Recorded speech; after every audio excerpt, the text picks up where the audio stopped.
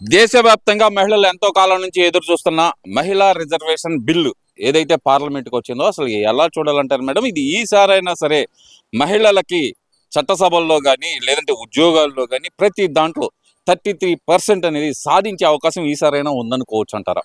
ఖచ్చితంగా ఉందండి. అందరికీ నమస్కారం. ఈరోజు మహిళా రిజర్వేషన్ బిల్లు 1996 సంవత్సరంలోనే పార్లమెంట్లో ప్రవేశపెట్టడం జరిగింది. కానీ అప్పటి నుంచి ఎన్నో రకాలుగా చర్చలు జరిగినా కూడా ఈ బిల్లు ఆమోదం పొందటం అనేది సాధ్యం కాలేదు. 30 సంవత్సరాలుగా ఈ బిల్లు అలాగే ఉంది. మహిళల రిజర్వేషన్ అనేది రాకుండా ఉంది. కానీ ఇప్పుడున్న పరిస్థితుల్లో, కూటమి ప్రభుత్వం ఉన్న పరిస్థితుల్లో నరేంద్ర మోడీ గారి నాయకత్వంలో ఈ బిల్లును పార్లమెంట్లో పాస్ చేయాలన్న ఉద్దేశంతో పెట్టడం జరిగింది. ఇది మహిళలకు సాధించే విజయం అని చెప్పొచ్చు. నరేంద్ర మోడీ గారు మహిళల పట్ల తీసుకున్న నిర్ణయం చాలా అభినందనీయం. మేమందరం కూడా హర్షించదగ్గ విషయము. గత 2 రోజులుగా పార్లమెంట్లో దీని గురించి చర్చ జరుగుతుంది. ఇది బిల్లు ఆమోదం పొందాలని, అన్ని పార్టీలు మద్దతు తెలపాలని, ఈ బిల్లు పాస్ అవ్వాలని, మహిళా రిజర్వేషన్ బిల్ అనేది అవ్వాలని మేము ఈరోజు ఇక్కడ గుంటూరు పశ్చిమ నియోజకవర్గంలో మేము పూజలు చేయడం కూడా నిర్వహించడం కూడా జరిగింది. ఇది ఖచ్చితంగా పాస్ అవుతుందండి. ఇది నరేంద్ర మోడీ గారి నాయకత్వంలో మేమందరం హర్షించదగ్గ విషయం. అంటే ఎందుకంటారు ఇంత డిలే అవటానికి కారణం ఏంటి? ఇప్పుడు దీన్ని కూడా వ్యతిరేకించడానికి అంటే ఇంక్లూడింగ్ కాంగ్రెస్ పార్టీ కూడా దీన్ని వ్యతిరేకించే పరిస్థితుల్లో ఎందుకుంటారు? అవసరమైతే మహిళా రిజర్వేషన్ బిల్లు వరకే పెట్టండి, ఇందులో డీలిమిటేషన్ బిల్లు ఇంక్లూడ్ చేసి పెట్టడం ఏంటి? ఇది ప్రజల్ని మభ్య పెట్టడమే కదా అనేది వాళ్ళ వాదన. మరి దాన్ని ఎలా చూడాలంటారు?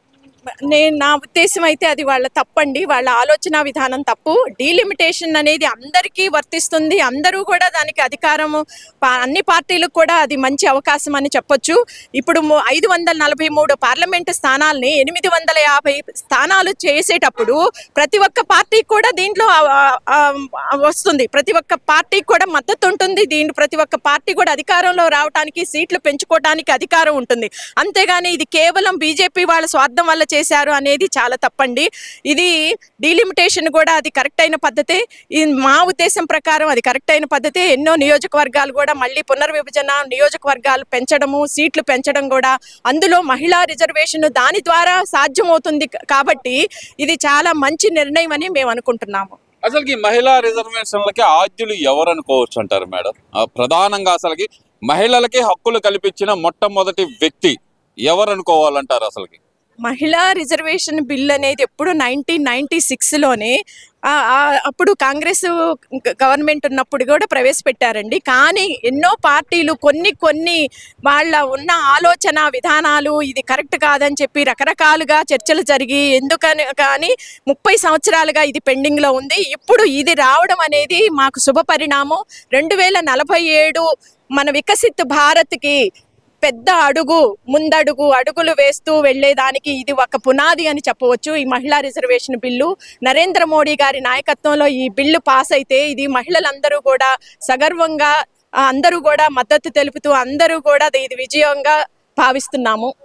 ఇప్పుడు ప్రధానంగా చూస్తే కనుక ఎన్టీఆర్ గారు 1983లోనే మహిళల కోసం, మహిళల సాధికారికత కోసం వాళ్ళకి ఆస్తిలో సమాన హక్కు కల్పించిన చరిత్ర అయితే చూసాం. అది ఇప్పుడు రాష్ట్ర వ్యాప్తంగా కాదు, ఒక రాష్ట్రం కాదు, దేశవ్యాప్తంగా అమలు కాబోతున్నది కదా. మరి దాన్ని ఎలా చూడాలంటారు? అసలు అవునండి, ఫస్ట్ అసలు మహిళా సాధికారత అసలు ఫస్ట్ మన తెలుగుదేశం పార్టీ ఆవిర్భావంతోనే మన అన్న నందమూరి తారక రామారావు గారు మహిళలకు సమాన హక్కులు కల్పించి మహిళా సాధికారతకు ఆనాడే పునాది వేశారు.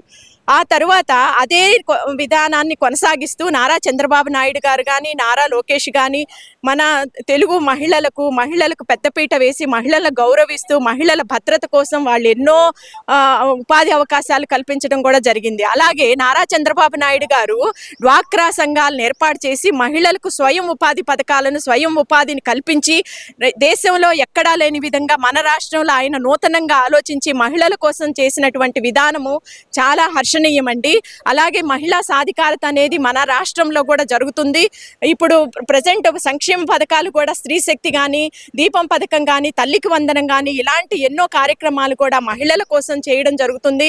మహిళలకు ఎంతో పెద్దపీట వేసే తెలుగుదేశం పార్టీ ప్రభుత్వం, మహిళలను గౌరవించే ప్రభుత్వము 2047 స్వర్ణాంధ్రప్రదేశ్కు ఈ మహిళా రిజర్వేషన్ బిల్లు మహిళలు రాజకీయాల్లో సమాన హక్కులు కల్పించేదానికి ఇది ఒక ముందడుగని చెప్పాలి. ఇది మనకి శుభ పరిణామం అండి.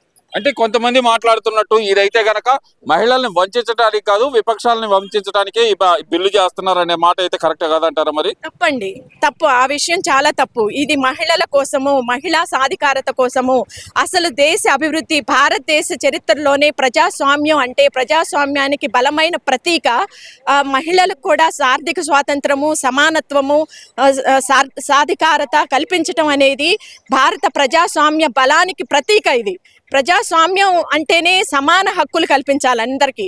ఇప్పటిదాకా లేకపోవడం అనేది చాలా తప్పండి. అన్ని దేశాల్లో కూడా ఇది మహిళా రిజర్వేషను, మహిళలు కూడా అన్నిట్లోనూ రాజకీయ రంగాల్లో అందరికీ సమాన హక్కులు ఉన్నాయి. ఒక్క మన భారతదేశంలోనే ఇప్పటిదాకా ఇది అవ్వకుండా ఇప్పుడైనా దాన్ని కనీసం మనం మహిళా రిజర్వేషన్ అనేది తీసుకొస్తే మహిళలు కూడా అన్ని రంగాల్లో సమానంగా ఉంటున్నారు. కాబట్టి రాజకీయాల్లో కూడా ఎందుకు ఉండకూడదు, నిర్ణయాధికారాల్లో కూడా సమాన భాగస్వామ్యం కల్పించాలనేది నా అభిమతం అండి. Thank you madam.